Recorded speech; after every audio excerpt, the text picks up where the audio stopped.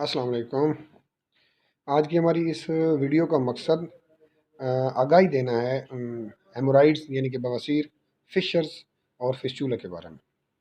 क्योंकि अक्सर ये देखा गया है कि यही मालूम नहीं होता कि आया हम किस प्रॉब्लम का शिकार हैं। आया हमें हेमोराइड्स का प्रॉब्लम है, फिशर का प्रॉब्लम है या फिस्चूला का प्रॉब्लम है। अब क्योंकि आगाही नहीं होती तो इसलिए प्रॉब्लम कुछ और होता है और इलाज कुछ और हो रहा होता है।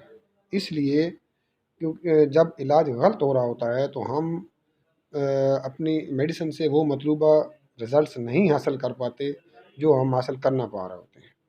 तो हमारी इस वीडियो में आपको नहायत ही आसान तरीके से ये समझाया जाएगा कि आया जिससे आपको ये समझ आ जाएगा कि आया आप किस प्रॉब्लम का शिकार हैं।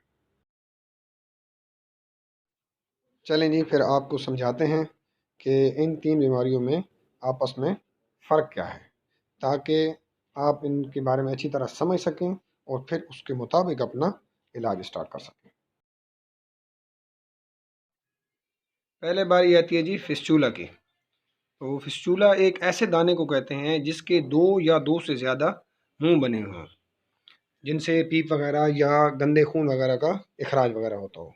तो फिस्चूला आप वज़ू करते वक़्त भी महसूस कर सकते हैं, क्योंकि ये एक ऐसा दाना होगा जिसके 2 से ज़्यादा मुँह बने होंगे, तो आपको साफ़ तौर पे बल्कि बिल्कुल वाज़ेह तौर पे महसूस होगा कि ये इस तरह का दाना है कि जिसके 2 या 2 से ज़्यादा मुँह बने हुए हैं। तो इस तरह आपको क्लियर हो जाएगा कि ये फिस्चूला है। अब बारी आती है जी फिस्चूला की। तो फिस्चूले के लिए सलीशियस 6X बायोकेमिक रेमेडी है, सबसे बेस्ट मेडिसिन है। तो ये आपने दिन में 3 मरतबा 4-4 गोलियाँ चूसनी हैं। तो फिस्चूले के लिए ये सबसे बेस्ट ट्रीटमेंट साबित होती है।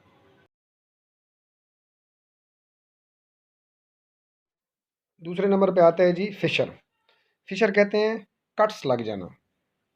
एनाल फिशर में फिर ये होगा कि आपके एनस के इर्द गिर्द का जो एरिया है उसमें कट्स लग जाते हैं। तो इसकी सबसे बड़ी निशानी ये है कि आपको पखाना सख्त आएगा या नरम आएगा।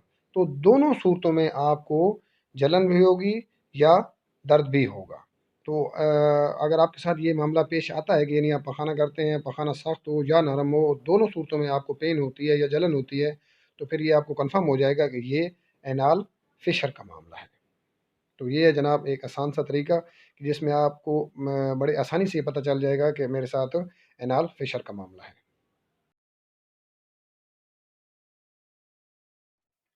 तीसरा नंबर आता है जी हेमोराइड्स यानी कि बवासीर का।